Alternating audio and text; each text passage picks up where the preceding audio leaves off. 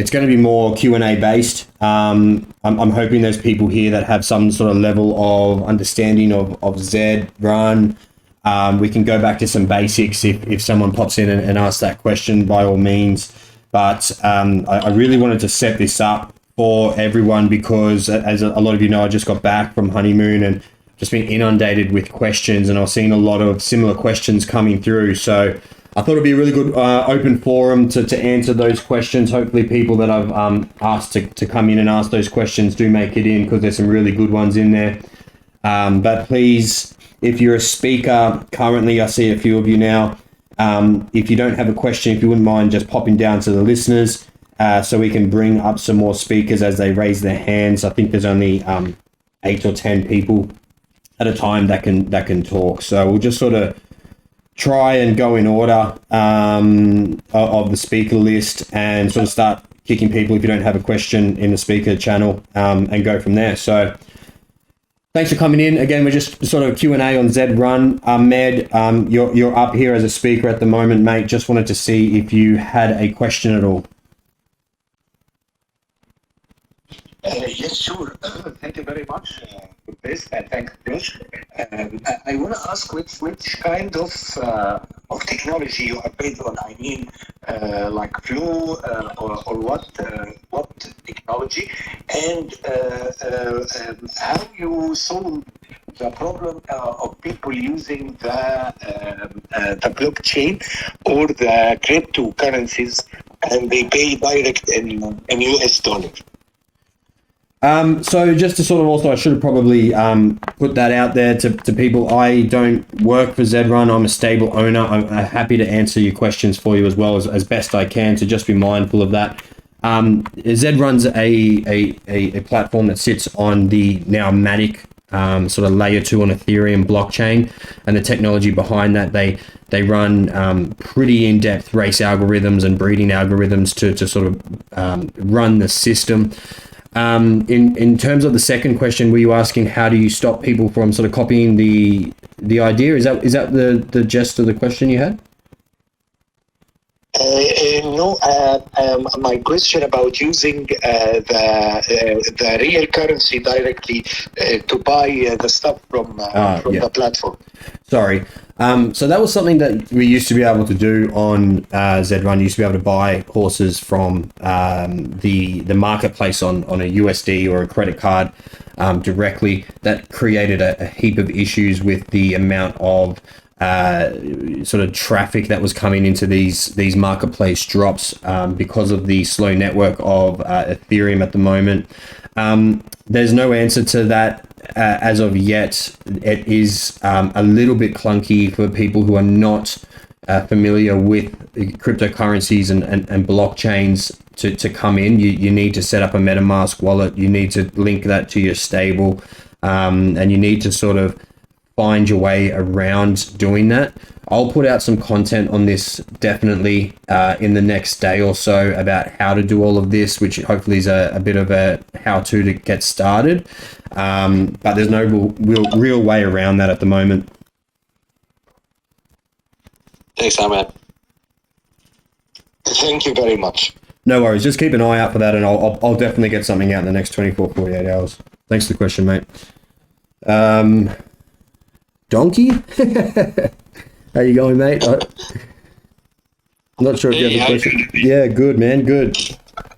Hey, I just wanted to see if you could speak at all to your process when determining if you've got a kind of a contender horse or one that you want to sell after you race it a few times at a few different distances. Like, what kind of odds are you looking to see to determine if you want to keep that horse? Yeah, it's a really good question, and it's actually shifting a little bit, to be completely honest with you as well. I have been, I guess, at arm's distance from the racing economy at the moment in the past couple of weeks while I was away, and what that means is I'm a little bit out of touch, and I think that the goalpost has sort of shifted a little bit. Hey, Josh, do you mind just whacking on mute? Sorry, champ. Just got some background. Sorry about that. You're right, man. So that's I think shifted a little bit. When it comes to what I'm doing in terms of when I make these decisions, I'm definitely looking for odds sub 12s as a solid racer, and I don't think that's really going to shift too much, because if you're pulling sub 12s in the odds consistently, that does mean that if you're winning 1 in 12 races, which is where those odds sort of come through those simulations of 10,000 races when the race fills, then if you were also going to be able to pick up a couple of seconds and thirds and win 1 in 12 races, you're going to have a profitable horse. So I think that's your baseline. Now, that's just a guide. There's definitely horses that have higher odds that win more consistently than ones with lower odds. It's just something that we don't understand why at the moment, but there's overperformers, underperformers. You need to make sure that you're mindful of that. You can have a horse that pulls 8 consistently. I've had this before, and it didn't win a race for like 30 races, but I kept at it because I trusted in the system. I trusted in the data. That was what was coming out, and it's turned into a really fantastic horse. Jumping up classes, moving down classes are big factors in this. Whether or not you believe, and you have to be really honest with yourself here, whether or not you believe the horse that's maybe classed up from class 3 to class 2, picked up some wins, picked up some places, is going to compete at that C1 level, and whether or not you want to test it, or whether you just want to leave it at where it is and try and breed from it or sell it. Those are all factors that play into it. Has that answered has that answered your question? Yeah, cool. If I've missed anything, please let me know that you want to know. Oh, he's dropped out. Sorry. Not sure. We'll bring it back up in a... is he dropped out or has he just moved down? That's all good. Okay, we'll try again. Sorry. Hey, thanks, guys. I just wanted to ask about breeding, Doofy. If you could speak a little bit to your process when determining if you want to breed either a colt or a filly. I guess I've heard that the fillies. The theory is that the traits maybe are a little bit more dominant as far as racing genetics coming from the female and the coat genetics from the males. Has that been your experience, and is that kind of what you're looking for when you go to breed? This is coming out of some cool data that some new users are sort of starting to dig into it. I don't know enough about the data. I'm not sure if Kenny's on this call. We're going to hook up. We've sort of been out of touch for a few days. I'm going to hook up and go through some of that data. In my experience, I understand that could definitely be happening. Looking at my own stable, I've got some really sort of legend Z4 fillies. I think that they may have traits going along the genotype, whether that's a Nakamoto or Zabo, and whether or not a colt versus filly is a better racer and or breeder in each of these genotypes. So it's something that I'm still unpacking. It is something that I've definitely noticed. And I do think that it's starting to flow into the offspring, and I'm a big fan of crossbreed breeding. So I've done some good work with, my Ducky Melon, and when I had Breathless Edge, a Nakamoto and a Zabo crossbreed, and the offspring are just absolutely fire. And that's also even coming into other crossbreeds that aren't those sort of legendary status horses, that they do tend to sort of create this unique running pattern and unique running style, which is really interesting when they hit the track and compete with other ones. Because what happens is, you've got to remember, if you're breeding like a Z, say you breed a Z4 Genesis male with a Z8 exclusive female, you're going to get a Z12 exclusive offspring. Now that Z12, depending on what other breed has come in, what other sort of genetics have come into the exclusive breed, there's a very good chance that you're going to have an awesome horse that's starting in class 5, because it's a Z12. If you need to look into the classing system or ask any more questions about that, let me know. But you're going to be starting in class 5. And so what that gives you an opportunity is, you may have a genuine class 2, class 1 runner. And you're going to have a good 20, 30, even up to maybe 50 races where you're working through the grades, picking up a lot of Ethereum, picking up a lot of win rate, place rate, until you get to your actual class that you should be in. And it's a really good strategy. Something that I really focused on when breeding was turned on was to create these class 5 killers that started down there that worked their way through the grades. Thanks, Doofy. Too easy, mate. Thanks for coming up. Appreciate it.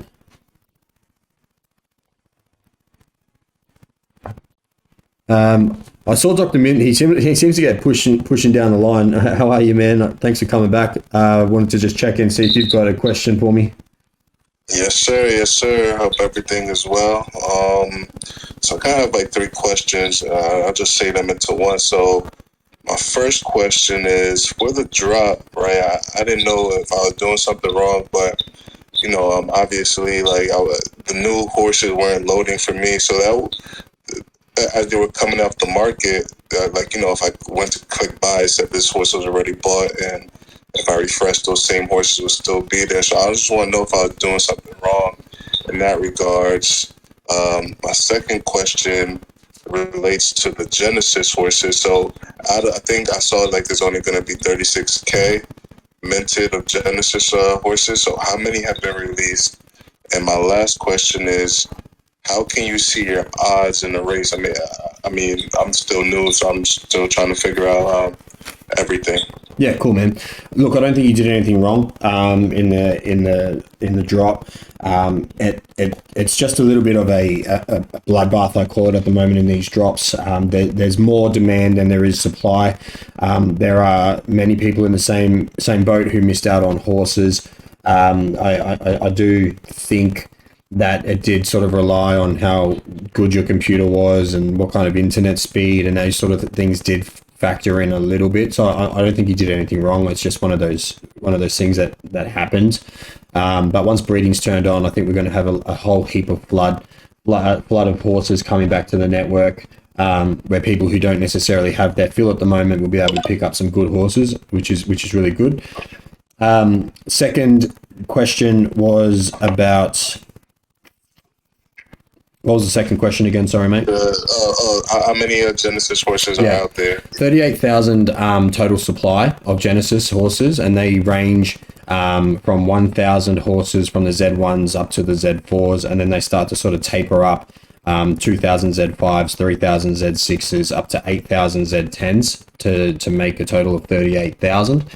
How many are out in the community at the moment? It'll be a tick over 10,000 by my last count, give or take. Okay. And then the third one. And the odds? Yeah, the odds. Jump into the Zed Discord channel. There's a channel in there called Racing. What you can do, that actually is a bot that then pulls all of the odds, I should say 99.9% of the odds from the races as they're filled. And they sort of are housed there. And what you can actually then do is Control F in that environment and search for your horse's name, and it will bring up historical data on odds, and you can actually click through to the results from there as well. All right, thank you, sir. Appreciate Too easy, mate. Thanks for coming in. I see we've got. Did Drew pop in? I saw Drew for a second. I invited him to speak, and then he disappeared. So. He might have dropped out. All good. We'll move on. Seth, how you going, mate? Thanks for coming up. I might actually, just before we jump in, Josh, do you mind just bringing Zed Gazette up as well? And maybe Kenny would be really beneficial to bounce some other answers off some people as well. Great. Yeah, I sent them invites. We'll see. Oh, there they go. All right. Cool. Hey, Seth, thanks for jumping up, mate.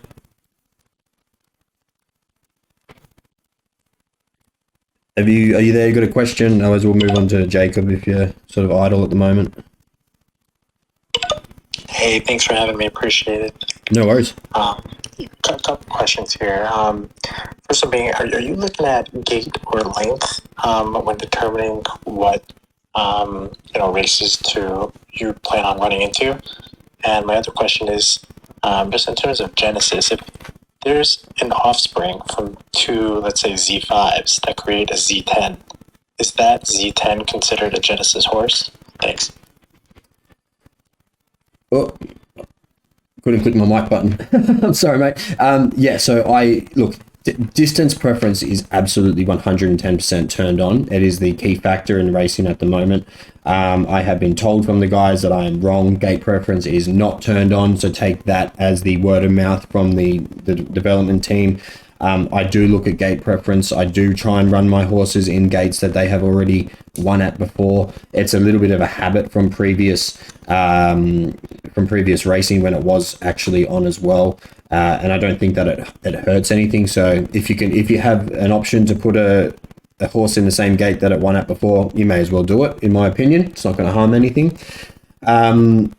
And then what happens when you breed a horse? So if you breed two Genesis horses together, you'll always end up with a legendary. There's actually a full matrix on this. Zed Gazette has it on his website. I'll try and find it. I think it's in the beginner's guide.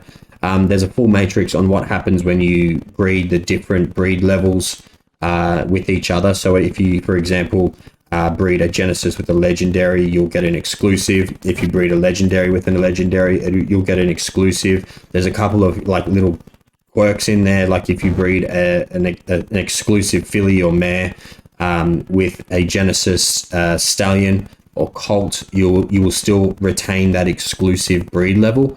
And I think that those exclusive fillies are going to become a key into the breeding into the future of the game. And I appreciate that. And then, sorry, one last question if I can. Yep. Between win rate and place rate, what do you find more important in terms of when looking at horses, and how much weight do you put into each? I rely heavily on Zed Gazette's profiling here.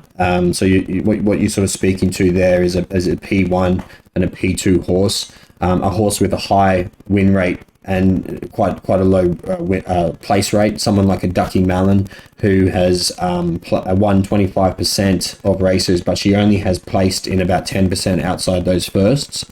Or someone like, I'm just going to use my horses here, for example, if that's okay, a Swiss Banker, who has had 12 races and only won 2 of them, but she's placed in 9 of them. So what we're trying to look at here, and some assumptions that I look into this in using these profiles, is that someone like a Swiss Banker, who has that high place rate, is more of a consistent horse. You sort of know what you're going to get out of her. Doesn't really sort of sway too far from coming in those top 2 and 3 places. But whereas Ducky Mallon, for example, you sort of don't, you enter a race and you don't know what you're going to get out of it. You may get a track record, win by 4 seconds like she did last night. Or it wasn't track record, it was like 5th or something, or between 5th and 9th, and just flogged the competition. Or on the flip side of that, she has and does a lot come last by 4 or 5 seconds as well. So you have these horses that have this speed element that can absolutely turn it on and blow the competition away, but they're just not consistent in how often they do it. Coming back to breeding, something that I play around with a lot is trying to breed that speed element, trying to breed that consistency element, and try and get offspring that take, the speed and the consistency to win more races more often. But then there's also an argument to say you're better off, breeding 2 horses with just speed in it and just getting those wins, or two horses with consistency and just getting that consistent placing as well. Do you have anything to add to that? Because I'm sort of pinching your profile and stuff there. I'd love to hear some add-on. No, that was good, man. Yeah, I'm thinking the same things. I don't really know what they mean yet, but I'm just noticing the pattern and trying to see if we can use it for breeding, see if we can use it for, maybe it's showing us what horses will be better at, maybe steeples or anything that we don't have as a race feature right now in the future. That's what I kind of think about the profiles, is it's just a pattern that we need to examine as a community and work together on. Yeah, awesome. Hope that's answered your questions, mate. Cheers for coming up. Appreciate them.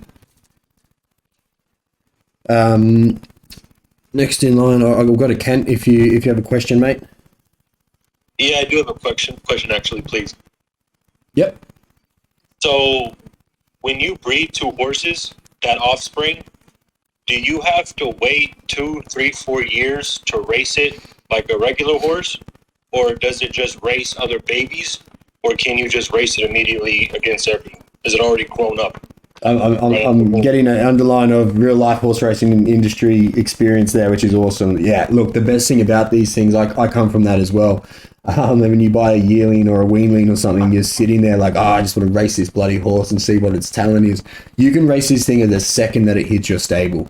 Whack it straight into a Griffin race and you can test it out straight away, which is awesome.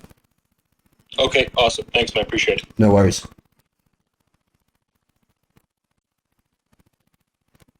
Stephen, if you've got a question, mate.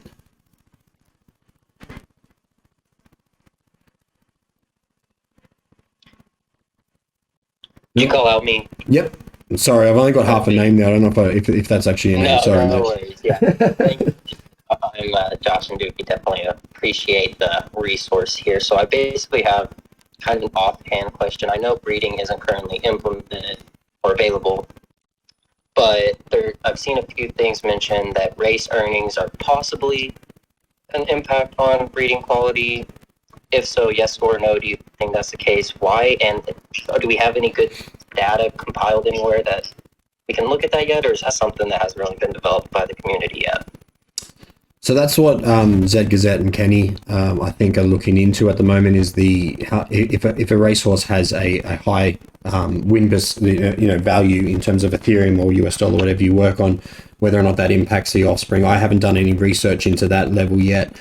I sort of came up with it came from the point of understanding that from the Zed team that when the horse is bred, it takes a couple of different elements into the genetic algorithm that then that creates the offspring, and one of those factors is the snapshot of time of the parents in their record. Now, I don't know anything more whether that means win rate, place rate, how much money they've won, or anything like that. There's still data to be unpacked there, and we will do some awesome testing in the breeding barn when it does open back up, especially I know I will be. But what we do know that there is an element of that. What the other element is the genetic or the attributes that the horse has also gets bred into it in some element. Now, there's also a moving percentage, I believe, into the breeding. So I don't think it's a set amount when it comes to X equals Y. I do think there is an element of you may breed two horses together, and Zed Gazette's done a really good article on breeding twins and what the advantage is in doing that. And what it means by that is breeding two offspring from the same parents at the same time. Because what it does is, I do believe it takes different percentages every time you breed from the parents, and it gives you a better chance of actually getting that true indication of where the parents are at. And you may have one horse that's turned into a really good horse or a great horse, and then one horse that's not quite up to standard or changed on the algorithm a little bit. Is that covered at Zed? Zed, did you want to add anything to that, Adam? Zed Gazette, Adam, I'm going to call him the same person. Yeah. I'm actually finishing up an article right now, just kind of like my ideas on it, about how you take the color chart, and let's say there's 7 attributes within the DNA, which is a common argument. There's only like 3 to 7 or 5 when you look at actual IRL horse racing. And we know that the genetic algorithm is written by a guy in Hong Kong from the Jockey Club. So this is from that, it's from the same space. So thinking that there's 7, traits built into this, just how there's 7 different color groups, is not that unreasonable. And flipping the color formula to move it around and combine things could be the same thing. But again, I think it's influenced by the mares, like you said. Do you mind if I add something, Doofy? Of course, mate. I'm really bad at pressing this mic. It's really small. It's all good, brother. I was just going to add briefly, take this with a grain of salt from a guy who got in at a point where he hasn't been able to breed yet. This is just purely speculation based off me looking at a database of all the races. And it seems like I would say that it's both. Like part ETH1 and part win percentage and part place percentage even. I do believe, like Zed believes, that they fall into different profiles, right? But at the same time, I think it takes a whole lot of things into consideration, and I just think how they're weighted is sort of what we need to figure out next. Yeah, cheers for that, mate.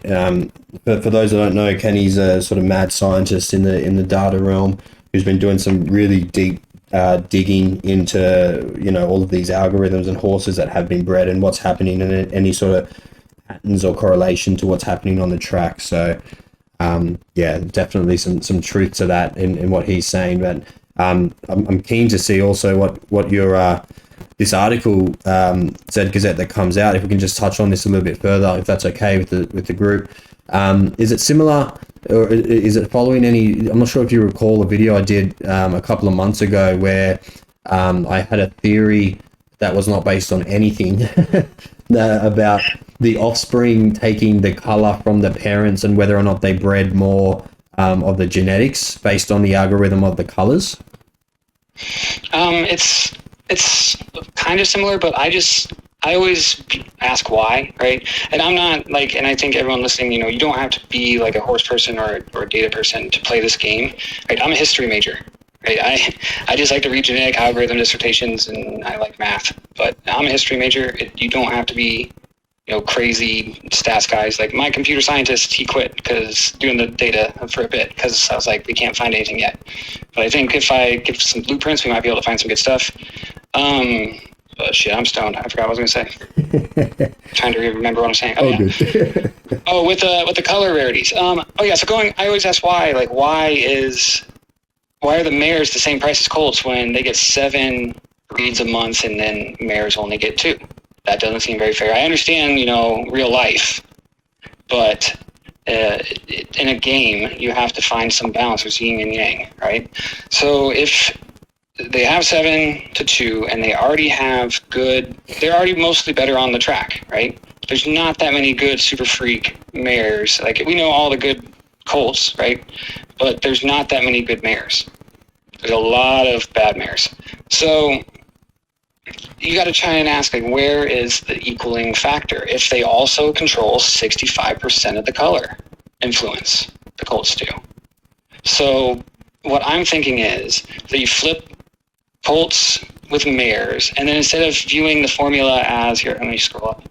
Right, instead of seeing like exact color in different color group or exact color in different color group, right? All these different versions of it, make those blood line. So if they're the exact same bloodline, what is the influence? What if they're different profile with a different bloodline? What if it's different tier of horse? Because there's different tiers of horses with different bloodlines or different profiles. There's all these different other attributes in the game that we're discovering that we could apply because we don't know very much, right? This is a game of discovery, and I'm just taking what they give me, and it's not very much, but this formula is one of them. And with how much more value there is in colts, right? They control color, they get more breeds, you get to keep the money, right? There's so much going for the colts. But what is going for the mares? It's just logic says yin and yang, they control the genetic inheritance on this similar proportion as the colts do on color. Because I would definitely say performance on track is more valuable than color. It's the one thing they would have. Yeah, I really like that.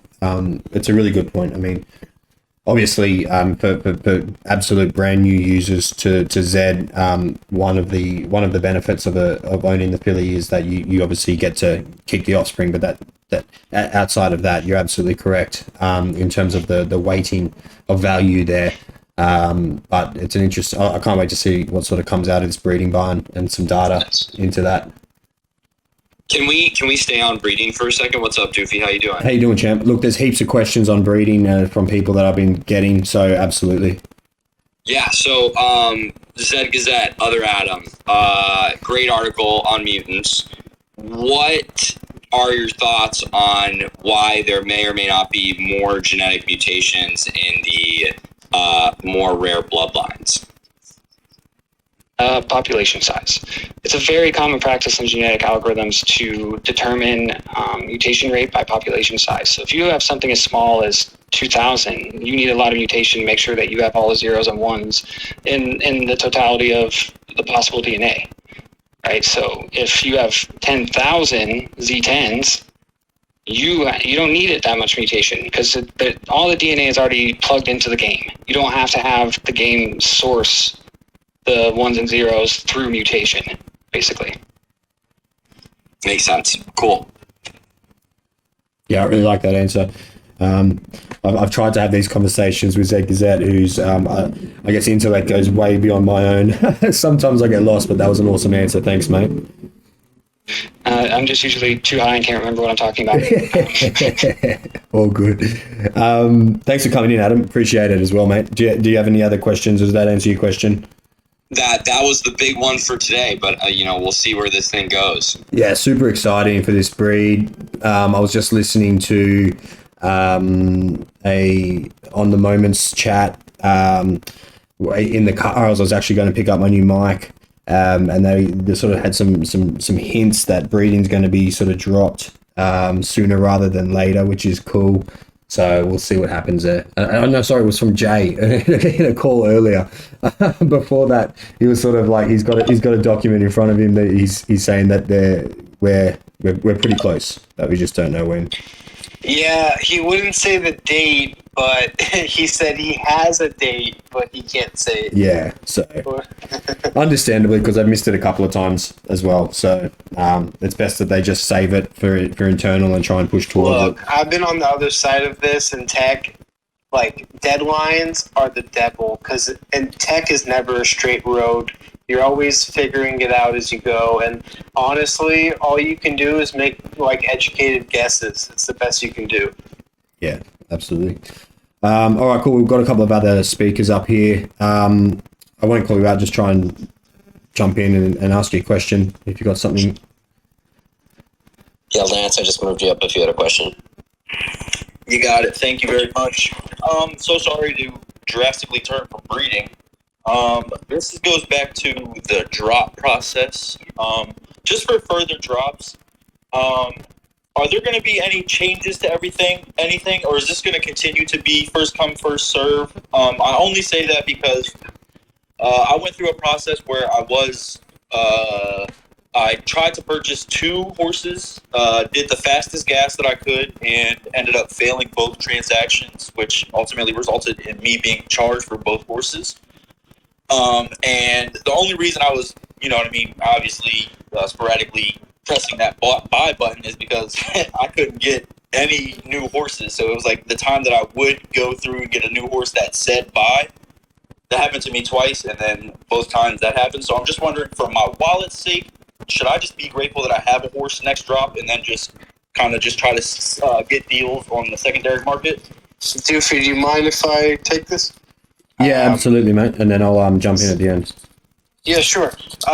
So as far as I know, and I've talked to the founders quite a few times this week, actually, these calls are happening. This is the 5th group on Zed today, basically, on different platforms.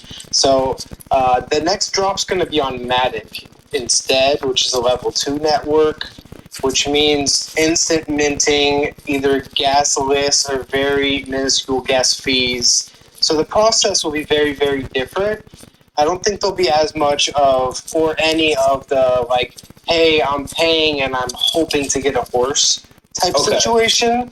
Yeah. I think it'll be more either you get it or you don't, and you'll kind of just know before your money's gone. Okay. Which is sort of what I'm gathering from my educated guess, kind of putting together the lines of knowing they're using Matic and what that user experience might be like. So that's my educated guess. I mean, I'm not an employee of their company. I don't have insider information, but just from what they've disclosed publicly, that seems like my best guess.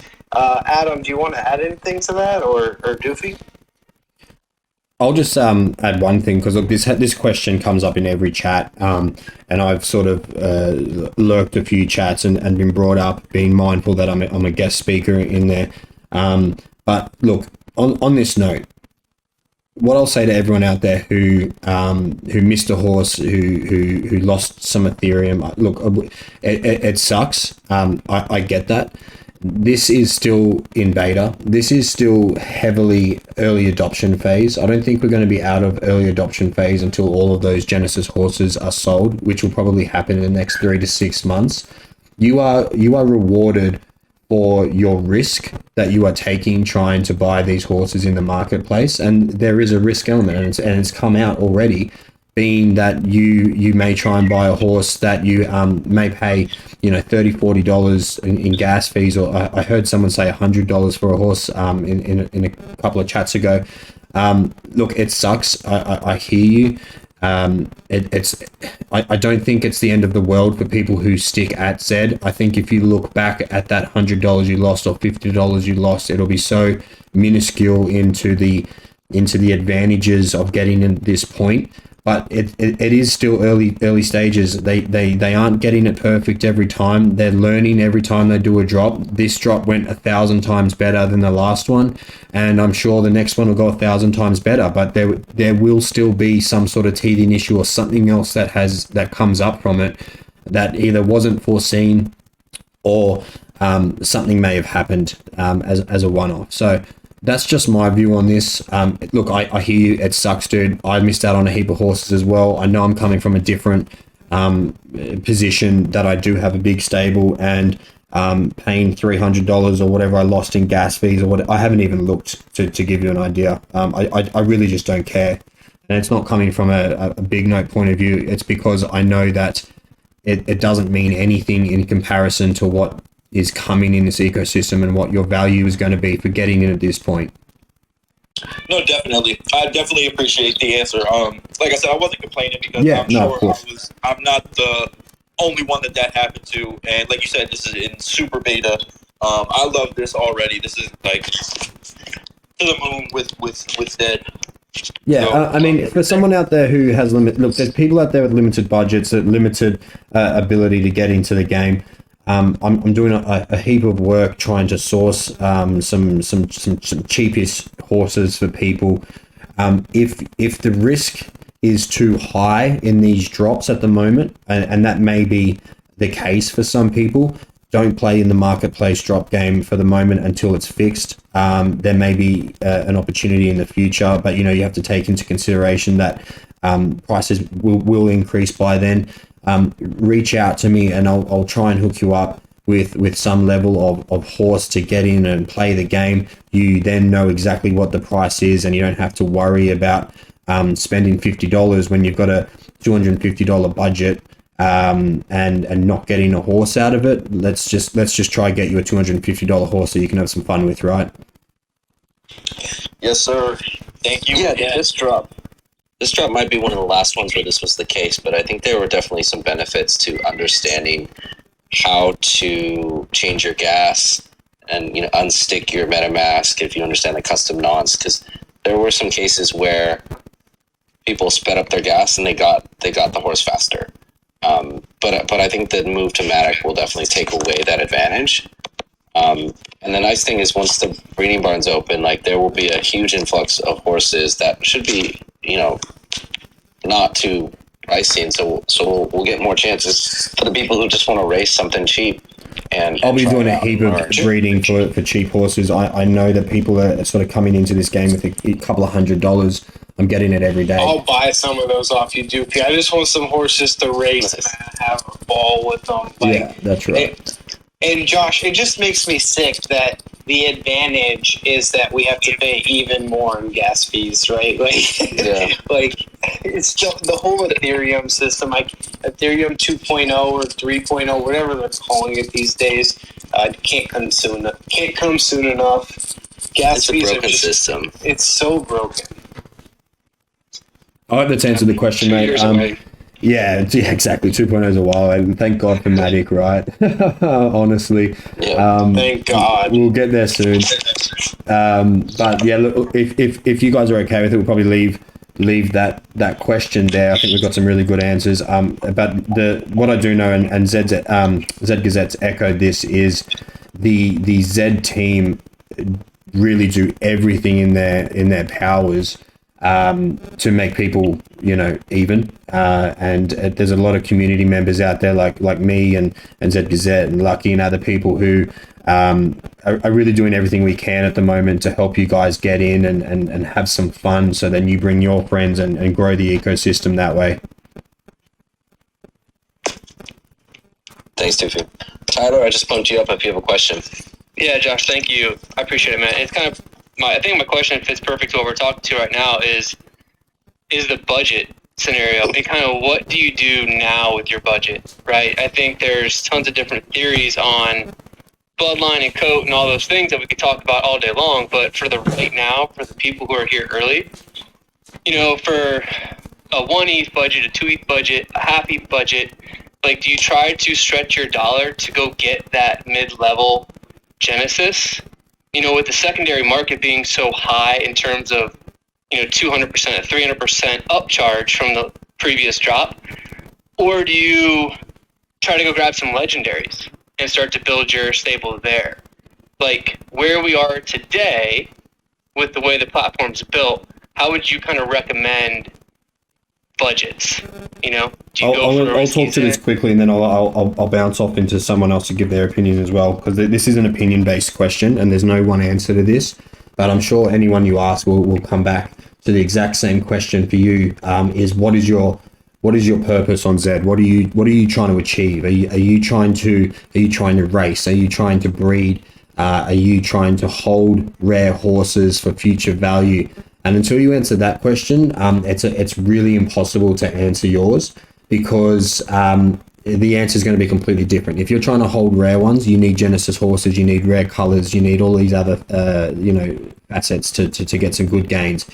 If you're in it for racing, it doesn't mean anything if it's a Genesis horse or a legendary horse, in my opinion, or even an exclusive horse. Until you start getting down to elites and crosses, it starts to change. But if you're buying purely on racing ability, those things shouldn't matter to you. And I'll bounce off because I have to go quickly close some windows that just started pouring down. Zed, I know you've got some really good opinions on this as well. Doof, real fast before you close those windows, Doof, it's interesting you bring that up, because I've been going back and forth with you on Discord, and I think I know what I think I know, but I don't know what I don't know. You know what I mean? So yeah. I 100% understand. I'll come back and answer this a little bit more. Give me 2 seconds. I have my own theory. If you're interested, I definitely think I'm trying to stash Genesis horses unraced for now, with keeping in mind that breeding is about to open, and the amount of bred horses is likely to skyrocket because of all the interest in the game. So I'm hoping there's going to be some reasonably priced, bred horses I can get and race a bunch, right? So that's sort of my strategy, is stock up on Genesis now and then refocus on some bred racing horses in a bit. Pony Plug, did you want to chime in? How's everyone doing tonight? This is Zook from the Pony Plug. I think everyone that listens to me knows that I'm going to say race your horses. I think that's one of the reasons I like coming up here, and one of the reasons I like doing these, especially with ZG. ZG is kind of a genius, an encyclopedia, someone that I definitely like to bounce ideas off, as well as Kenny and Doofy. But I think they're a lot smarter than me, so sometimes they get into a lot more detailed explanations, where I'm just someone who, I'm going to say race your horses, so I'm going to say stretch your dollar as far as possible, because I'm in this to race champions. So I would say stretch that dollar as far as possible, but obviously there's a bunch of different philosophies that you can do in this game. That's obviously one of the reasons I'm obsessed with this game, because there's so much learning you can do, because there's infinite possibilities right now. I would like to chime in on this, because I think I said it in the Discord, but I don't know if I said it on one of these chats. I can't remember. But a strategy that I use when these, not in the purchasing, but the aftermath of these drops, I don't race any horses within the, because everyone's going to be jumping in with these brand new horses, and none of them are going to be in the right class, right? So unless you're in class 1, the horses, you might have a class 1 champion that's down in class 3 just because it hasn't moved up the race classes yet.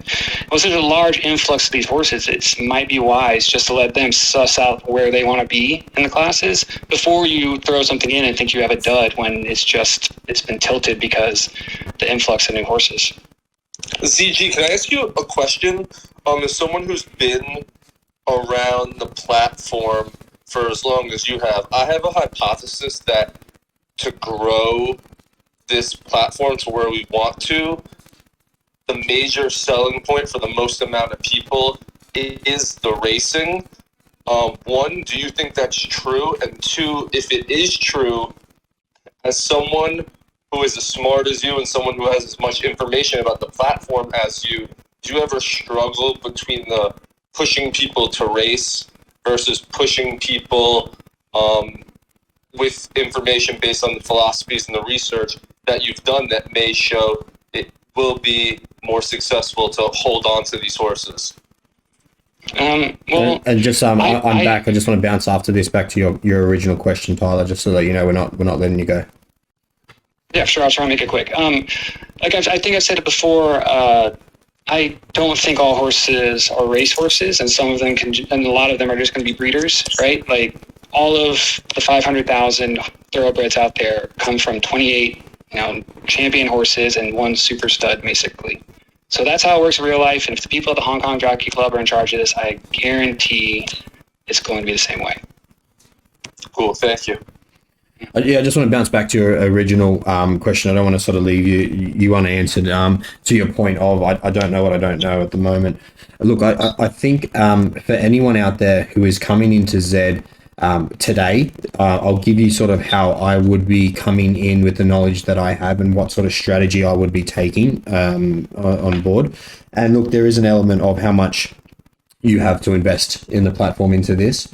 But I would be looking for a split strategy at the moment. I would be looking to try and pick up some horses that I can afford that are more rare. And I think a good sort of roundabout number would be 50% of that budget should be sort of allocated to doing that. So these are your low risk horses in terms of gaining investment strategy, but also they could also be something that you're sitting on for future that it's not a good idea to race right now while you learn the platform and learn the racing algorithm and learn things for yourself and how you want to race. So they can just sit in your stable there for a while and sort of gain value and put on pause if you would. And then the other 50%, I would be trying to split over 3 to 5 horses, and I say this as a take it with a grain of salt. If you can't afford to buy 4 horses, for example, then you need to sort of maybe go 1 and 1 or whatever it is. But as a general overview, if you were to get 3 to 5 horses that you're buying Z10s or Z9s or even just buying bred horses at that lower end sort of cost market, and then you should be able to find at least one horse that is doing okay that you should be able to have fun with. And I say that really cautiously because there is a chance that you won't, obviously, but you should be able to find at least one that will win you some races. You'll have some fun, you'll share your content, and you'll sort of start to favor a bit more than the others. I hope that answers your question, mate. It does, man. It's like you said, it's kind of a loaded question. It's more of an opinionated question, but having a foundation and following that direction of your own ethos, I think will help guide that budget. So, dude, I appreciate it. I appreciate all the answers. They were awesome. Thank you. Yeah. Congrats, man. Have fun. Cheers, mate. Thanks, brother. Race your horses. That's the thing about this game, man. Worst case scenario, your horses suck. Yeah. And you played a game, right? And they're still not worthless, and you can still breed them. And with all of that being said, they're going to implement new data points like, like gait preference and condition and weather and all these things. Your horses that suck may not suck forever. So that's all I'm going to say about it. Was it you, Kenny, in a previous chat that says that, or it might have been Raul, who was saying that he's an avid gamer that sort of fell into Zed and hasn't touched a game with? I'm not sure if it was you or him. But it's That was funny. Jay, I think. Was it? Oh, there you go. I copped it. He's actually listening right now. How funny. I heard Jay say that like a bunch. That's the only reason I know it was him. There you go. I copped it last night from my partner because I'm still paying for like a Fortnite subscription, and I haven't even opened Epic in 6 months or something. And because she's like, "Why are you still paying for this?" I'm like, "I didn't even know I was." Like, it's crazy. Like this is the only game I play now, and I come from the same thing. I love video games. I built my office for video games. And now it's just like spreadsheets everywhere and Zed everywhere. It's epic. You have some fun either way. The data is so much fun though, right, Doofy? Like the analysis that you can do leading up to these races is immense. And I feel like a lot of the skill going forward at the high end specifically, and you would know 100 times more about this than me, but I'm assuming is in race selection and or knowing which of your horses to put in which race. Oh man, absolutely. Right? I know some of my top horses inside and out, and I can make a fair assumption on when it's going to win and when it's going to lose.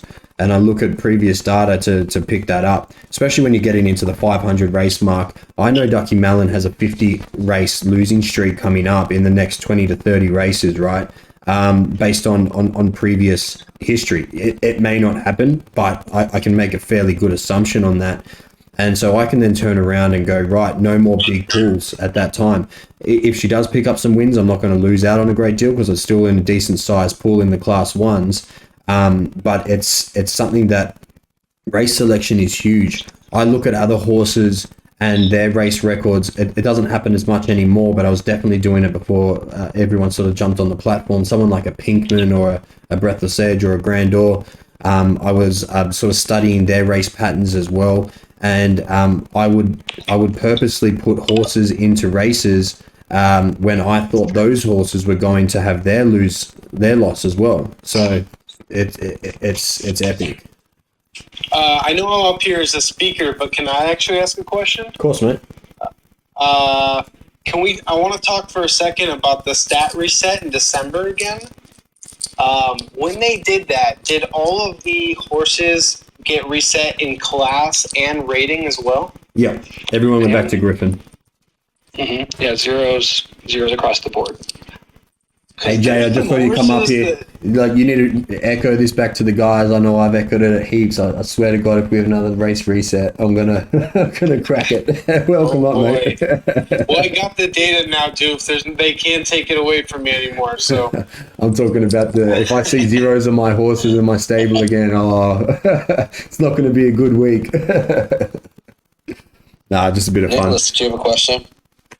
Yeah, so on that data that you guys were talking about, what's a good sample size then? I've gone through 6 races with one horse, had some pretty good odds, and didn't place in any of them under 10 in 5 of 6. So like, what like I know that's just starting out. What would be a good sample? You were talking about 50 loss losing streak coming up. So like what's a good starting sample size? Yeah, look, you need 25, 30 minimum as a sample size, but what your question is there isn't actually about sample size, I don't think. What you're sort of not picking up on here is that you've got a horse that has great potential, or at least good potential, and is underperforming at the moment. I would say absolutely stick at that horse, monitor the odds. If you're still pulling under 10s, change your gait, change your distance slightly, and just keep at it. I had a horse that's exactly the same, man. It was pulling 8s and it didn't win its first race, I said it earlier, till I think race 30, something like that. And then it won just like bang, bang, bang, bang. So sure, these horses go through these ebbs and flows. Even stables go through ebbs and flows of winning a heap, then losing a heap. You need to sort of monitor the data, the odds, to make sure that it's actually not because of some sort of outsider factor, i.e. more competition coming in, horses moving through the grades, as Zed Gazette referred to as earlier. It may be that it's something that you may need to put that horse on ice while some of those horses work through the grades, things like that. So again, there's no one answer, but it's all about monitoring what's happening and being sort of true to yourself and what the horse is, where it's at. But I think you've got a good horse there. There's nothing wrong with that. I'll be racing that horse every opportunity I can, trying to get that thing up to like 50 races and seeing where it's at. In experiment with length too, like poke around at different types of races, and like if it's a Genesis horse, if it not that yours is specifically, but like for instance, if it's a Genesis horse, either don't race it or give it 30, 50 races and try to experiment and see what it may be good at, right? Yeah, absolutely. Yeah, so I got one of the spreadsheets off of Zed's Zed over there, and that helps me out. I've been monitoring all my runs and things like that. So yeah, I just wasn't sure till I saw that I was pulling good odds, so like I was going to stick with it anyway. I got faith in my horse. So one thing to be mindful of that I'll talk about the distance is what's happening a lot now is that you'll find in the data that you may pull. I've got some horses chosen. Oh, who was it? One of my horses was a perfect example of this. And it was a 1,600 meter, a 120 or 30% at 1,600 meters, and a 120, 30% at 2,000 meters. But 1,800 meters over like 40, 50 races, it had won like one of those races. But it had these exact same odds. So be mindful of that happening. The odds are an indication. They're not the be all and end all. It's an indication that you're onto the right track, but you may be doing something slightly wrong. So test either side of where the odds are good, and you need to sort of really keep testing. But if you're pulling 10s, keep going at it, test either side, put it as many as you can. I think you need to hit that 50 race number with that horse specifically, like Zed Gazette just said, and keep at it, man. Thanks, appreciate your time. No worries. Thanks for coming up. Is there anyone else down in the listeners chat that has some questions that they want to pull up?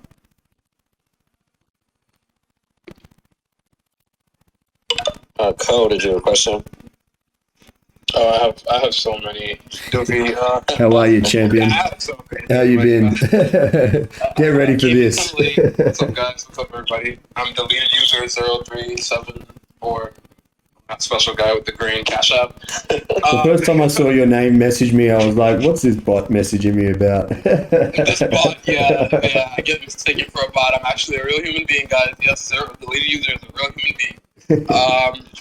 The one and only. But Doofy, I had so many questions here regarding just like the algorithms of the horse. So I'm seeing so many different things along the lines of 10,000 races are what you need to determine the true odds, or after 10,000 races, or the horse is already simulated on 10,000 races, meaning, everybody, that once it initially gets mined, once you buy it, that there is an already simulated algorithm within that horse, which suggests... No, that's not what they're talking about. What they're saying is how they keep it random is that they have 1,000 or 10,000, I can't remember the exact number. I think it's 10,000. Simulated races, yeah, I think it's 10,000 simulated races, and they pick one randomly, pseudo-randomly, and that's the way that they're able to do provably fair that way.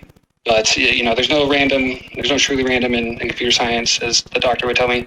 But, yeah, probably using, like, what did he used to tell me? Can't remember. Yeah, Okay. so what happens when a race is So the race locks, they simulate it about 10,000 times. Based off those 10,000 simulations, they generate odds.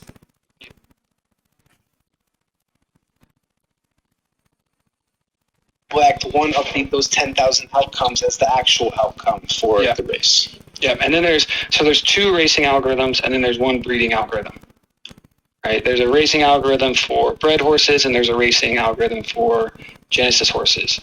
They have two because they want to create lineage factors into the racing algorithm. Right? So, but they have the same goal and purpose in playing the same race. You know. But yeah, so the breeding algorithm is separate from the racing algorithms. Racing algorithms are just the interpretation of the underlying DNA and how well you're breeding. I see. And can I also ask you guys, I see odds a lot, odds. Where are you exactly finding that? That's like a ratio, correct?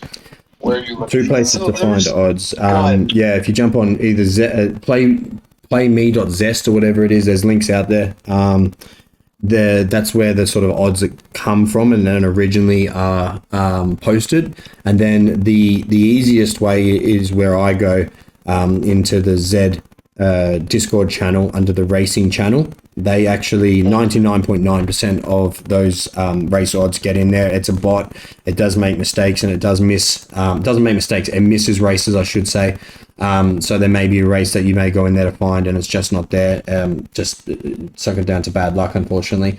And you can search for your specific horses or even like a horse that you're trying to purchase or something like that. You can actually search for specific horse names by Control F-ing in that environment and searching the name of the horse, which will give you the odds for the races. It'll also link you out to the race replays if it's a past race from there.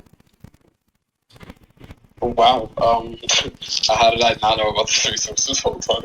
Yeah, I'll try and get into my Discord channel as well. I'm just like, got a few things going at the moment. The Discord channel is probably down the bottom Doofy's of my... Discord is a great resource as well. I highly recommend if you. I'm already Yeah, that's the place to be for sure.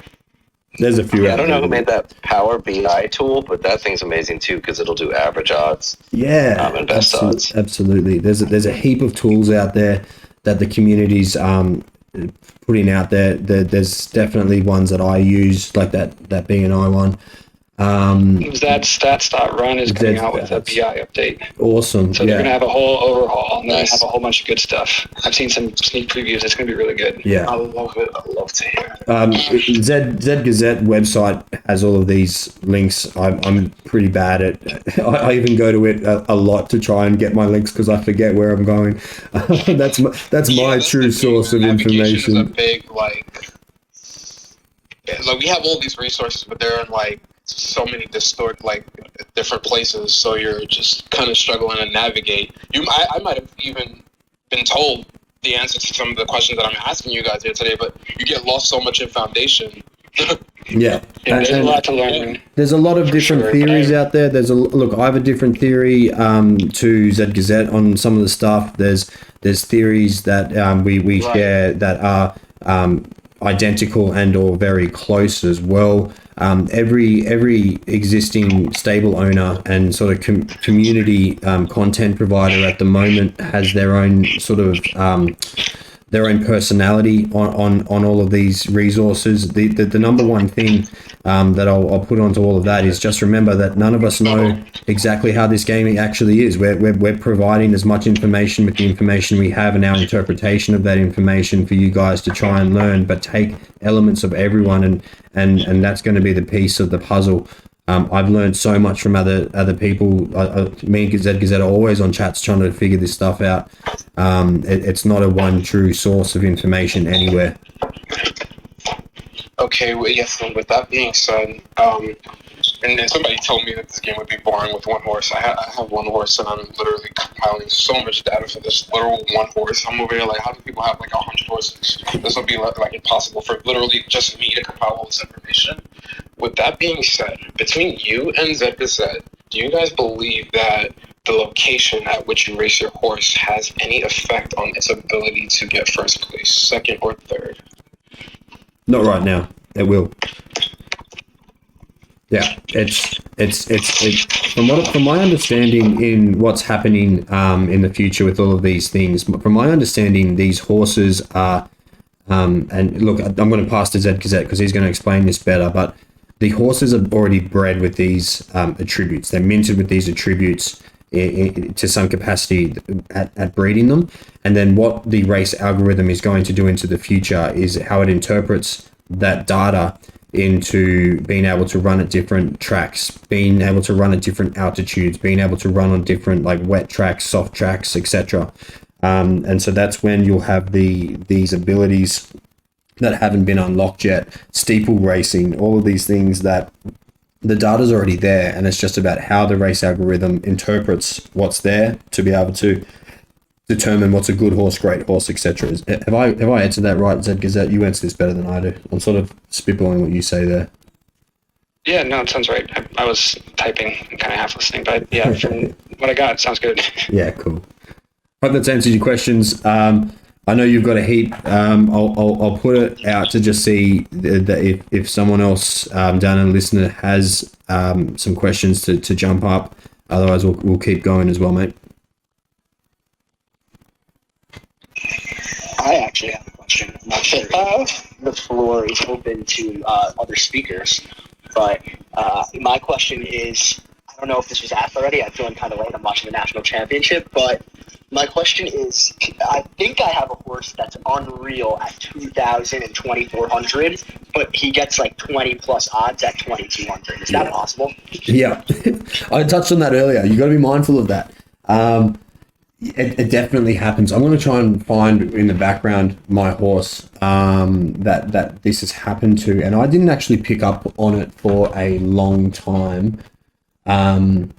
Because, you know, if we look, the problem is now, it's not a problem, but the difference is that we have so many racehorses in the race network now.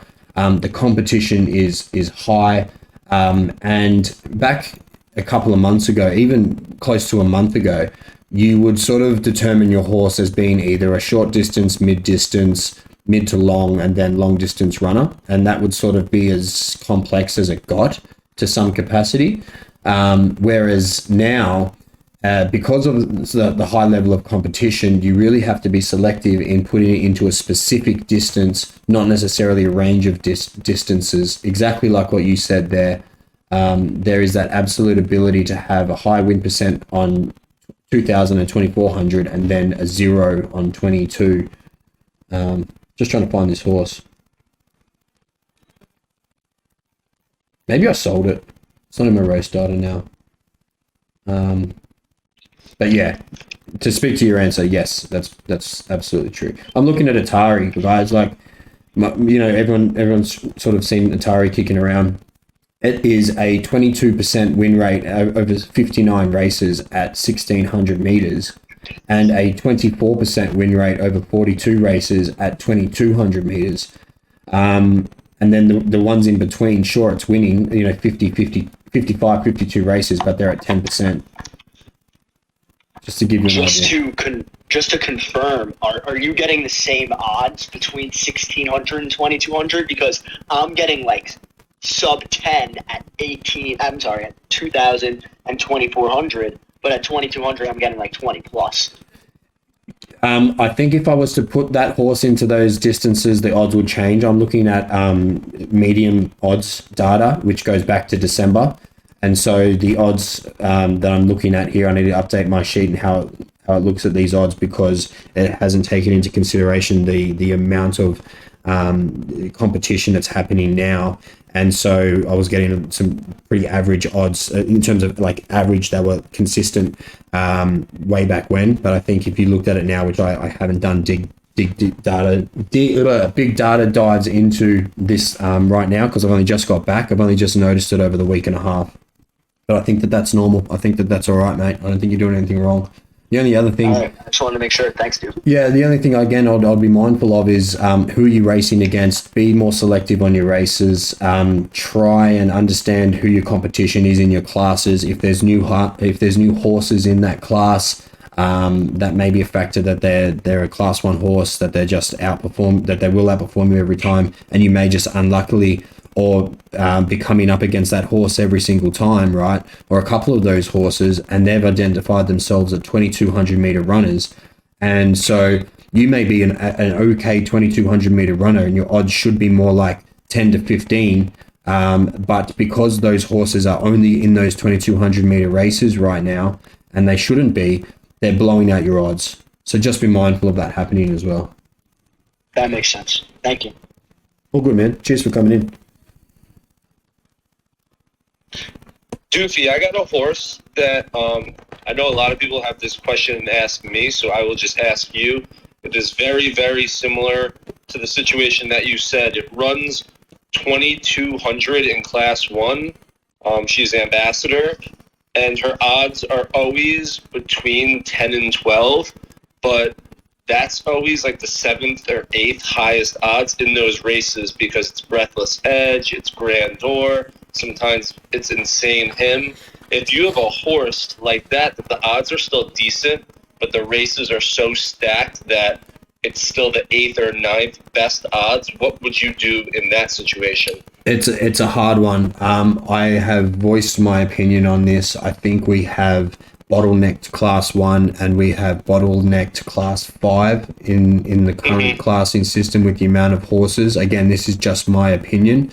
I do believe horses like your Breathless Edge, your Grandeurs, etc., who are, winning a large percent of all of the race distances in class 1s do make it quite hard. It's a bit of a graveyard class 1 for those horses that aren't quite up to that standard, but are definitely class 1 horses. So I think that we need to, if it was up to me, I would be considering the next level of grading a class system, like a group classing system or something like that, or a stakes race for horses that are 150 plus in a rating system, and sort of getting them out of class 1.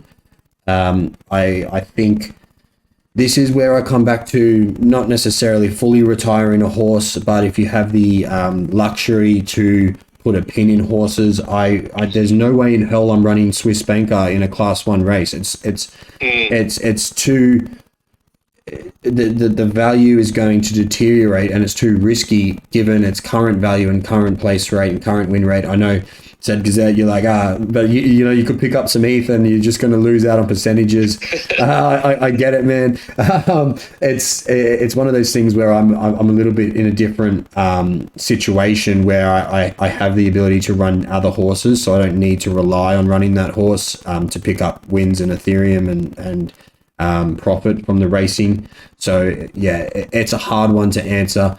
But if you're running on limited race horses and you're still winning 1 in 12 races, and you're placing 2, 3, 4 of those along the way as well, that's a profitable horse, right? So you got to be mindful of that. Yeah, thanks. Doofy, briefly, for instance, that horse you said you wouldn't run in class 1, right? How many races, if any, did it take you before you made that determination? I know, looking at the horse, saying that it won't compete in class 1, and the reason that I know that, that's what I'm getting at. Yeah, I'm trying to get sort of that, like, what qualities make you think that a horse has hit a glass ceiling? Yeah. Look, it's a hard question to answer, and I'll talk to the specifics of this horse and sort of hope that gives you an idea of what I'm looking at here. I raced that horse 12 times from class 3 through class 2 up to class 1. It was pulling, I think around 7s in free races. It was pulling around 10 to 12s in paid races. It had an absolute stinker over 2,600 meters where it pulled like 24s. So I knew that wasn't its distance at all. But knowing the ability of that horse in what it can do, and making, I guess, assumptions on its future trajectory into class 1, I'm racing in class 1 to pick up good profits. And when I have horses like Ducky Malin who run 1,200 to 1,600 meters and win 1 in 4, I have a Normo who runs 18 to 2,200 meters who win sort of 1 in 5, 1 in 6. I have my ninth Sequence who runs 1,000 meters as an absolute champion. Make an Offer who runs 1,200, 1,400, who wins at 1 in 5, 6 as well. I don't need to run this horse, and again, that's where I'm in a different boat. If I only had that horse in class 1, would I be racing it? Absolutely, because I would be trying to pick up profits. I'd be trying to pick up racing profits. But for me personally, it just doesn't make any sense to devalue that horse's win rate and place rate in the breeding barn, and I want to test it in the breeding with its current record before I touch it again. Can you tell us what the I'm just on my laptop. Can you tell us what the MIT number of that horse is, just so I can look it up? Swiss Spanker? Is that the one you're talking about? Yeah. Yeah. If you tell me, I'll just look it up on the roster. No problem. I've got it here, man. It's all good. No, I don't. Where is it? There. 12319. Wow. Wow.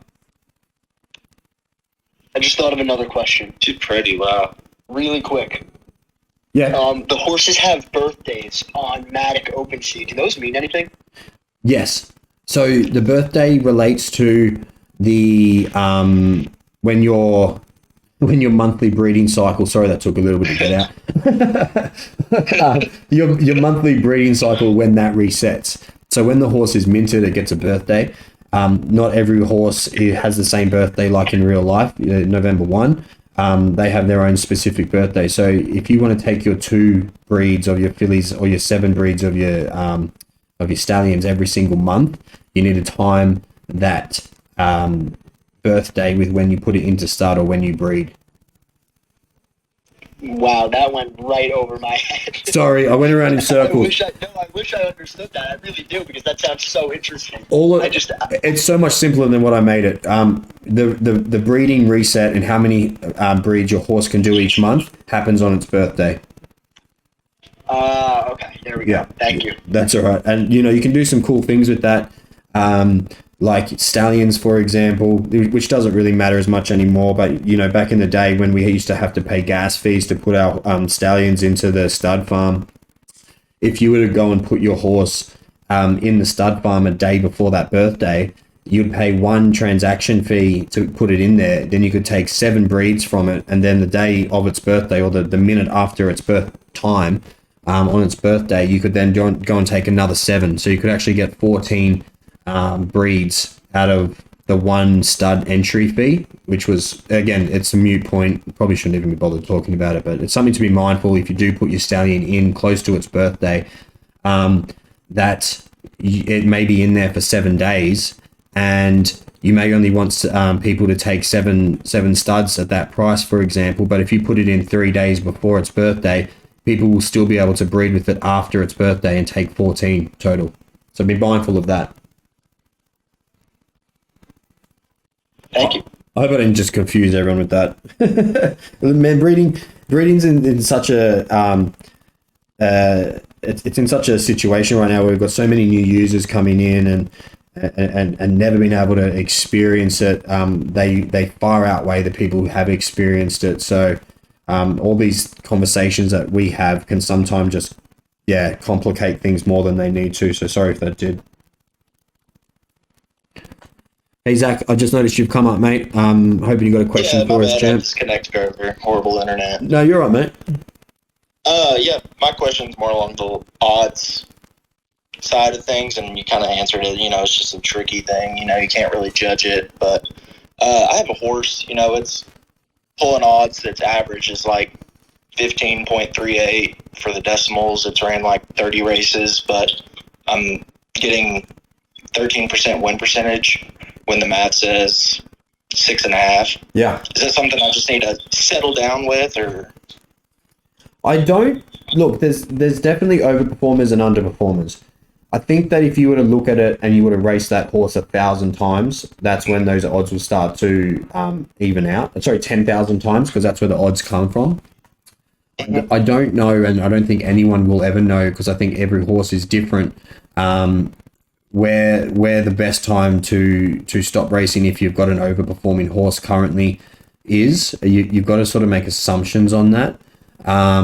You monitor the odds, monitor its win rate, see what's happening. I guess I'd actually talk to retiring horses more than I would like to, because I'm a massive fan of racing. If you're winning on it, man, just keep racing it. Like, absolutely. If it's profiting for you, keep running it. Pick your breed when you breed that horse. Really smart. I don't know what the word I was thinking of there was, but be smart about your breeding. It is a filly, so it'll have that mare stats or whatever. So it's looking good. So I'm like, might retire it. Well, let me ask you a question, right? Are you running that horse in free races and paid races? It's free and paid, and they both pull anywhere between. I mean, it's pretty much 15 across the board on every distance. Obviously, I know what it wins at better, so I put it in that. But I mean, it's pretty much 15, no matter if it's paid or free. It's a weird horse. Is it winning races in free races and paid races, or is it only winning in free? It's mostly winning in paid, which is, I mean, great for me, but it's just a weird horse, and I don't know what to do with it. Love it. Keep racing it. Yeah, everyone in Discord was like, yeah, just sell it now. And I was like, I don't really want to, but Oh boy. Yeah, look, this is what the best thing about zed.run is. There's no one answer to what to do with your horse, and I can give you I can give you as much information from my head as to what I'm thinking and what I'm doing and everything else, but there's no right answer, there's no wrong answer. Look, if you do make a decision, it may hurt your bottom line later down the track, but don't focus and dwell too much on that, because we're in a massive upward spiral in Zed at the moment. I don't think that there's much you can do to your horses right now that'll damage them long term in terms of profitability. Oh yeah, 100%. I was just trying to pick someone's brain that's had way more races than I've had. So let me ask you a question. Are you having fun with the horse? Are you enjoying it?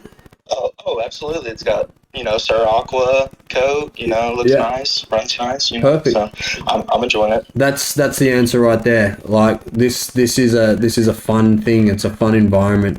If you're having fun doing it, there shouldn't really be if there will be a number that you go, I want to sell that horse, but if you're enjoying what you're doing, yeah, keep going, man. All right, appreciate it. No worries. Thanks, Zach. Bang Bets, I'll put you up if you have a question.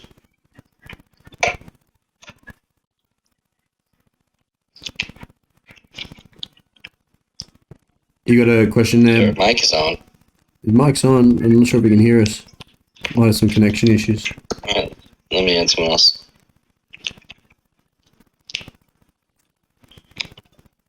All right, John Finer, I just added you. Thank you. I was kind of referring, you guys touched upon it earlier, and I just kind of got into the space. I learned about it a couple days ago, and basically just signed up for the email. And I kind of wanted to know what was the best route for going about it, like taking the risk on one of the drops, or maybe going on the off market to purchase a horse. Yeah, I mean, look, the caveat here is that we're only going off past drops, and there was a bit of a risk in the last one, and people sort of lost on that risk, but people gained as well. I really hope that the next drop, and it's looking like from everything that I'm hearing, is we're going to be fully minted on Matic when that drop hits. So there's not going to be any gas fees, instant transactions, all of those risk factors should subside by then. So hopefully that just gets rid of it. And then if that's the case, then it's not even a question. It's more about how much can you afford to buy and how quick can you click your mouse button. Gotcha. Also, is there like a range of say you should start off with in terms of money aspects that you would recommend getting into this? I never recommend how much money to put in. I only recommend how many horses, and then you purchase based on your own limitations and availability to put in. One thing I'll keep saying is that, look, this is a game. It's a beta game. It has awesome trajectory at the moment. It has amazing visions into where it's going, but you need to be mindful that this is still cryptocurrency. This is still money going in. It's still a platform that, has the 1% or whatever the percent chance is of completely falling over. Please put in what you aren't going to stress over if you lost it all. You don't want sleepless nights over this. You want to be having fun. So be mindful when you're getting into the game. If you want to take a bit more of a risk, that's up to you. But in terms of, once you've figured out what your budget is, get in there, get 3 to 5 races if you can afford it. and have some fun. Think about an investment strategy, about holding some horses as well, or like just putting some buying some horses that you're going to race later. When you understand the platform, that maybe cost a little bit more as an investment. That's my sort of overarching advice there. Definitely. That was kind of leading to my last question. I was just going to ask, in terms of your guys' opinions, Zed, Doofy, and Kenny, and Pony, in terms of, would you go based off of, like, I know you guys are saying race and play the game and stuff like that, but would you see more profitability in holding rare horse races or whatever? Like holding the horses rather than trying to test them out and race them according to like what you get on the drop? Doofy's the pricing expert. Pony's gonna say race your horses. Yeah, race your horses. What I'm gonna say is, look, again, not investment advice at all.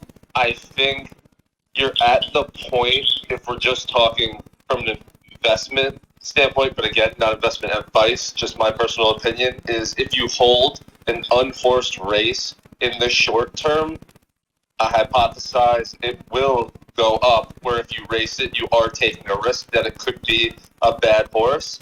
But from a game playing standpoint, I'm never going to hold on to a horse. As soon as I get it, I almost automatically throw it into a griffin. But yes, you are taking the risk if you run it that it's a donkey. So just to that point, and I sort of want to make this really clear. I really just want to echo this again, that there's a couple of key factors here. One, we are still in early adoption phase, right? We are still growing quite rapidly. Marketplace prices are jumping 20% every single drop, which is like about every week these days. So my stand on this is, if you buy a horse and you race it today and it turns into a donkey, there's two things that can happen. One, it's a good horse in the future when they bring other elements into the racing, right? So you can hold that horse and just put it aside if you can afford to do that. Two, you wait for a couple of drops, sell it at 80% marketplace price, and you've still made 20% on your investment. Okay. Now, I'm not saying go and do that. This is not go and do these things. I just sort of want to give you the thought pattern behind why I race every single horse. The flip side to that is, sorry. Yeah, the flip side to that is that if you do find a champion racehorse, you're selling it at multiples time marketplace price, especially these Genesis horses. 5 to 10. If you've got a super rare color that is a great runner as well, that's profiting like that, you're talking 20, 30 times marketplace prices for these horses. That I see personally that there's more to gain out of racing the horse than there is in not racing the horse, especially on the Genesis level. And that's just my opinion. Doof, it's not even about selling the champion horse. It's about, I don't know, if you have that champion horse. Yeah, I do. I won't sell it. and you believe in where this platform is going and where it's going to have its place in real world society and the metaverse. Yeah. I think there is going to be nothing more impactful or quote unquote status symbol-ish than having a championship horse in the Zed community. Yeah. And look, I've got that horse chosen well. It's a great runner. It's super profitable. It's a Z7 Genesis. I did have it for sale for a touch. I think it's still on my website, but I'm not selling it. I made that decision a few weeks ago. It's a super rare coat color. Like, this is a key element. It's a stallion as well. Like, this is such a key element in the future of the game. And you don't find those elements, you don't find those gems unless you race your horse. So whilst you can absolutely, go up and down with marketplace prices and unraced horses, there's a huge demand for them at the moment. I can't fill orders to get these unraced horses quick enough. And so people are making huge profits on them as it is. But then again, on the flip side, if people are saying, if people are paying 2 times marketplace for an unraced horse, that is a gamble. that, in my opinion, just makes those raced horses that have the proven record even more valuable than what I'm valuing them at right now. Got it. I'm a gambler. I mean, there's no way around that, Doofy. I'm not holding my Genesis horses unraced necessarily to sell them that way. I mean, I may with a couple, depending how many I end up with, but more so, I want to see where the game settles, and I want to learn as much as I can about my racing process with some non-Genesis horses before I go ahead and just race them off. Like, yeah, no, great strategy. I boxed as a child. Like, you only get that first, ranked fight once ever, right? You only get that first race ever. And I'm not saying it's going to be an undefeated horse, of course not. But I just want to learn as much as I can about process and exploration and different lengths and whatever may come after that, right? Yeah, and look, that's an excellent strategy for new users who are buying these horses that are worth a fair chunk of money. I would absolutely recommend testing it out on smaller horses first, or bred horses first.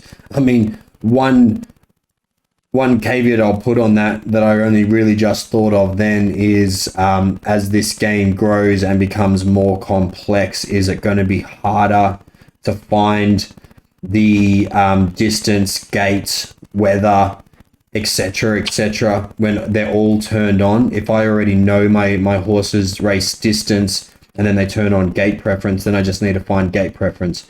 And then if they turn on weather, I just need to find its weather preference. And I'm sort of, piecing those puzzles together. It's more together. nuanced than that, in my opinion. Like, every time they implement a new factor, we have to find the new equilibrium. Like, how much each of these factors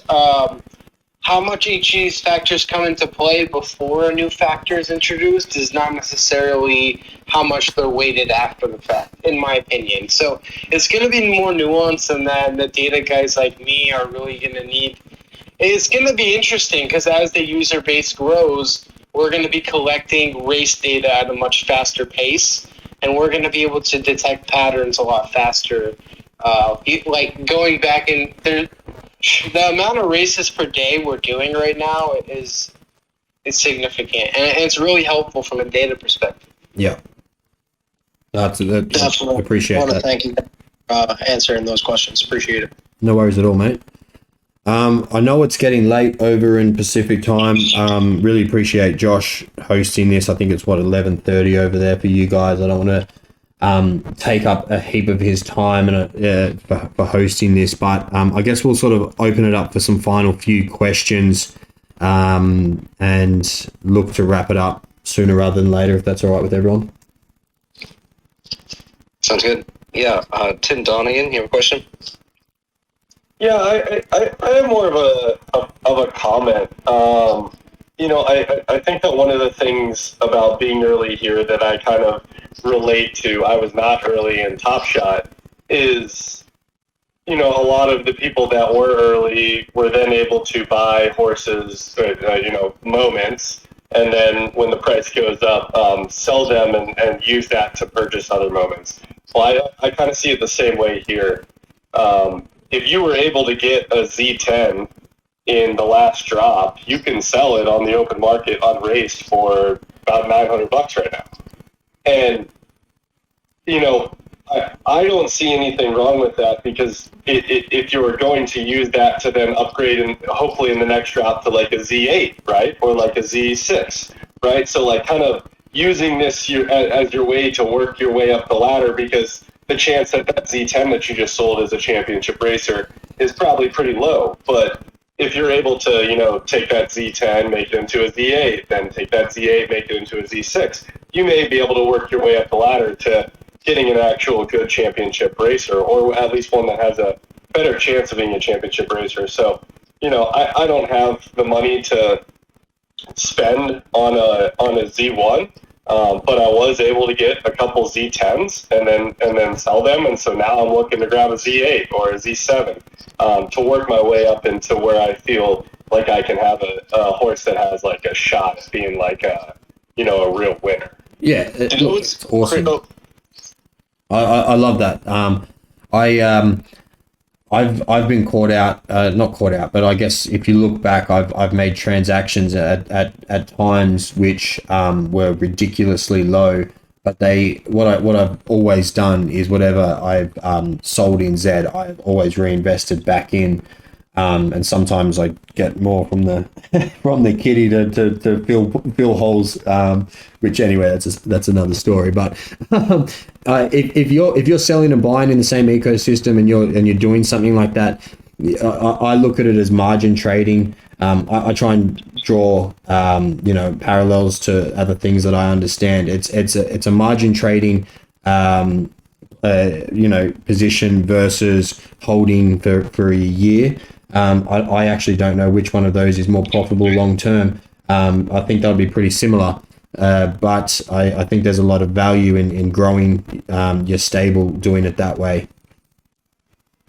the interesting thing, being as someone who came from Top Shot and did exactly what Tim said in terms of consolidating and leveling up, is you have no attachment to highlights. But if you do race these horses, I'm now having horses in my stable that I came into this maybe having a similar strategy as Top Shot, but now I'm unwilling to sell some of these horses. So I think that in itself really shows the difference between the two platforms and shows that one strategy that worked over here King could kind of be thrown into that if you fall in love with these horses. And I can't believe that I'm saying that, and that's the most 2021 statement of all time. But I legitimately have horses in my stable that I love, and as of right now, there's no price on them.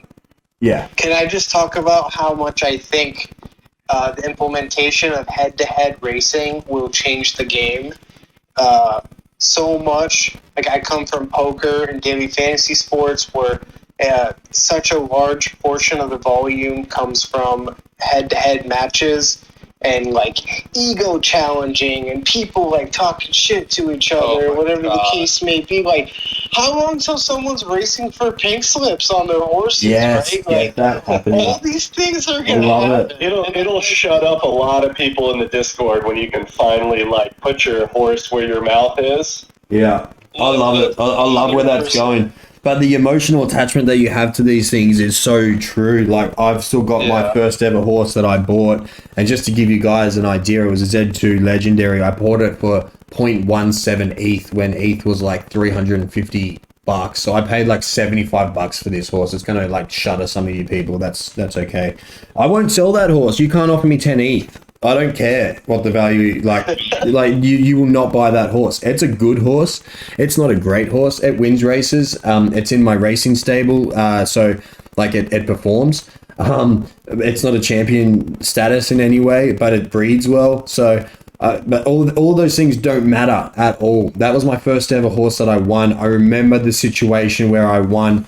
I was driving back from Jarvis Bay back home into Sydney. We stopped in at Kiama, if anyone knows New South Wales at all. Beautiful place. We stopped in for a bacon and egg roll. Rod pinged me in Discord going, yes, you just won your first race. I'm like, holy shit. I jumped in, pulled over. I watched this replay, and then I shit you not, like 15 minutes later, that horse was running in another race, and I watched it win live. My car battery went flat at this time. Like that whole moment, I will never forget that moment. And I've won hundreds, if not thousands, of races since that, and none of them mean anything compared to that moment right there. I don't remember 99% of my race wins anymore, but I'll never forget that one. And so the emotional attachment you get to these things are crazy. Yeah, and I think that there's, as just a sports fan, and just to what Kenny was saying about the 1v1s, is I think there's nothing more raw than a fight or a race. And obviously we're not the horses and we're not running the races, but we do own them. And, you know, with a lot of back and forth banter and shit talking, things will be settled in the metaverse on the track going forward. I can guarantee you that. And it will be very interesting to see what type of horses can handle the 1v1s. It makes me think of Seabiscuit. It makes me think of some of the horses that maybe weren't that great. It's going to depend on the distance, right, Pony? Exactly. Well, I love the idea of a griffin, like a griffin race, like, and you're giving me ideas for if and hopefully when I get my racetrack and you're holding these custom races, right? I'd love to see 12 people, there's no prize money attached. 12 people put up a specific Z number, like a Z10 or a bred horse, whatever it is. Everyone puts in their horse and winner take all, like just in a griffey. A gambler as well. Like I love that idea. I want to see like different formats, like best of 5, but all 5 races are at different lengths. So you could really see like, which horse is the most rounded, or some format that's more fair than what I just described. But, yeah, Atari's bringing out something like that, I believe. They're bringing out sort of round robins in different classes that you pay to enter, and then if you win the race, you win prize pool, but you also win a ticket to a stakes race that happens weekly on, I think, a Friday or a Sunday or something like that. Which is going to be epic, and they're going to sort of fund those stakes races with Atari tokens or something along those lines. So yeah, I think those round robins and those competition based races where there's multiple different races over different distances to qualify and all that sort of stuff's going to be cool. That'll be like the mixed games of like Zed for all my poker fans out there. It's really interesting. Like, and my imagination's going wild. And you pair these things in with the future, with the AR app and all these other features and the custom tracks, and who knows where this world goes, right? Yeah. Absolutely. I mean, look, again, just be mindful of people's time and times where they are. We're sort of getting into a good vision chat there. I love it. But let's just open up to one or two last questions for people who want to come up and ask a question. Josh Sutherland, you're up. I just want to make sure my mic is working. I just wanted to know, since you guys actually run more races than me as a new horse owner, just if you're looking to get more into the breeding side, are you guys gearing more towards looking for a Genesis horse, or more towards looking for a better bloodline? There's no ifs or buts about this, and like in terms of Genesis horses, they are the start of the bloodlines. So they're all going to start from a Genesis somewhere. If you're looking to get something that you can breed champion bloodlines, and look, I think you need a bit of investment behind you to sort of sift through the crap that is Genesis. And I say that, nicely, because it is a lucky dip. You doesn't matter if you're buying a Z1, it doesn't matter if you're buying a Z10, and you don't know what you're buying. And it is completely luck based of whether your horse is good or bad. If you want to take away that element of chance and you want to build out bloodlines based on proven horses, then trying to stick to your legendaries or your exclusives at least, especially for the fillies, then that could be another really good strategy for you, because you sort of know what you're buying there. Or buying a race Genesis horse, so again, you sort of know what you're getting yourself into. It's just whether or not you want to do the sifting through yourself, finding your champions, buying, selling, trading, doing all of that stuff. I do this 10-12 hours a day. It's going to be even longer now that I'm back and doing all these other things on the side. This is absolutely full-time job for me. Whether or not you have that flexibility to do that is something that you need to, again, be honest with yourself about, and then make decisions based on that. Cool, yeah, exactly. I just got a new horse and actually won his first race ever. Congrats, man. Congrats. And so that was pretty exciting. I don't know if that's happened before, but... Won its first race in Class 1. Oh, no. He's been in Class 1, but as a new owner, I just got the horse, and he was already in Class 1, so I had to run him, and first race was a winner, so that was crazy. Killer. Feels good. It does feel good. Exactly. Now I'm like, should I run him more, or... Which horse? Native Heart. That's dope. So, thanks, man. Yeah, it was exciting, but now I'm frankly looking for a female, and I don't know if I should be looking more for, as I said, a higher Z number, or more trying to get a bloodline, or frankly, you guys are looking more towards, should I not mix the bloodline? Because he's just a Buterin, but I frankly, I'm looking for a female that's possibly a different bloodline. Look for a Finny, man. I think Finnies and Buterins breed really well. I've bred Nakamotos with Buterins before. What you get, so I'm just going to touch on this horse specifically, if that's okay. What Z number is it? Z10. Z10 Buterin. Cool. Male. I've had this exact horse before, Vector Shine, which I sold recently, and I've bred it with a Z2 Genesis horse before, and so it pulled out a Z12 Legendary Buterin, and its offspring was an absolute Class 5, Class 4, Class 3 killer. It outperformed the Vector Shine in that regard because it was mixed with that, really good Nakamoto bloodline. It didn't outperform the mum, for obvious reasons. I think there's two elements there. When you try and say outperforming parents, there's two elements of parents and which one are you outperforming. But it went through the classes quicker. It won a heap. It's done really well on the track. So when you start mixing those bloodlines and you start creating these Z12 Buterins or these Z9 Zabos with Nakamoto or Zabo,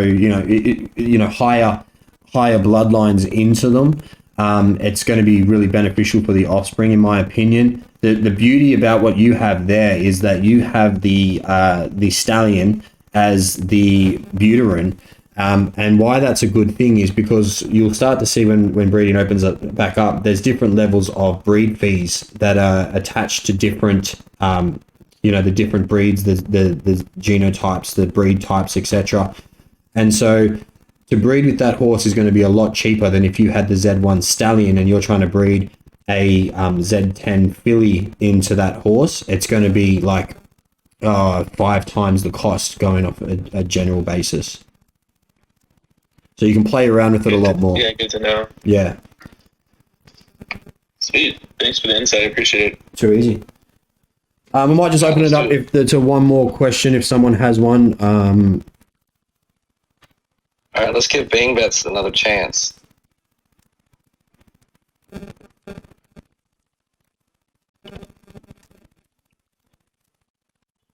Bang Bets, you there? The other question. Hey, how's it going, guys? Just real quick, I was wondering, I know that gait preference doesn't matter, but does where you place your horse, basically like which horse you're next to, does that change what my horse does? Like if I put it next to a slower or a faster horse? Never considered it. Don't know. you left me speechless. I consider it. I don't know if it actually matters, but psychologically, in my head, I try and put myself farther away from better horses. If there's, let's say, like there's 2 gates left, and one of them is next to Grandeur, and one of them isn't, I'll choose the other one. But everything that the team has said, I don't think it does, but I don't know. Hey, when they finally bring out round tracks or other elements, I understand that it's not as simple as just putting the horses on a round track, but I would love to in the future, whether that's a year or 2 away, looking at races where they don't stay in their lane and they're going around corners. Something like that might become super important in terms of being boxed in behind a horse that has a late burst of speed versus a horse that is, an early pacer, just like in real life. But I think that's a really good question. That, I like it, man. I like it. I don't know the answer though. Yeah, you should definitely like write it in the general Discord and tag Jay, and I'm sure he'll answer or either tell you that he can get an answer.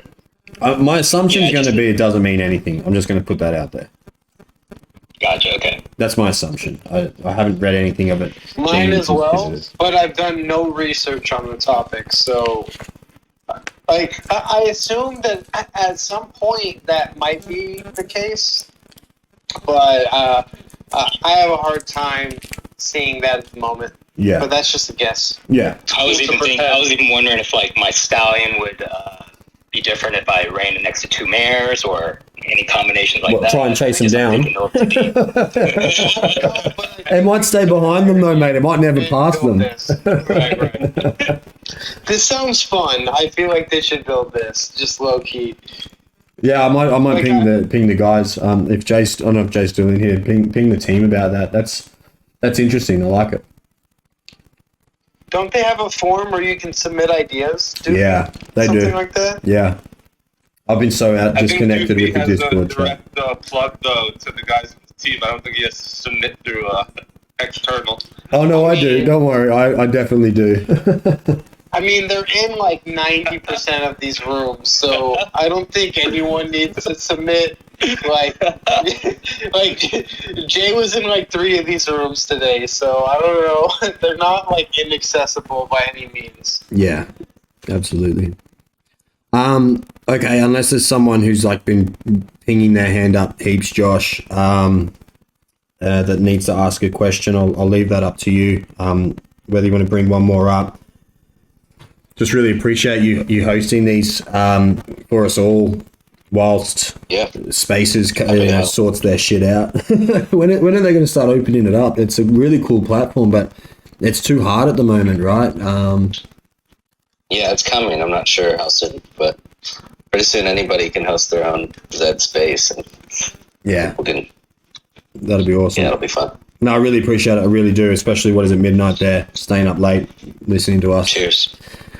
Yeah, good times. Zed, thanks for tuning in, guys. Zed, Gazette, Kenny, Pony, Adam, everyone who's jumped up as a speaker and shared your views. Really appreciate it. Josh as well, and Jay, if you're still here. Questions, they've been awesome today. I love when I come into these chats and have to think about like things that I haven't thought about before, or really have to think about the answer. I love learning from you guys as well, so cheers for that. It's much appreciated. See you out on the racetrack, guys. We'll cut it off there. I love you all. Thanks, Doofy. My horses in your races, just reach out on Discord. I love to talk shit and I love to watch my races. Yeah, boy. Let's race the pinks. Let's do it. Love to see it, guys. Have fun, everybody. See y'all soon. See ya.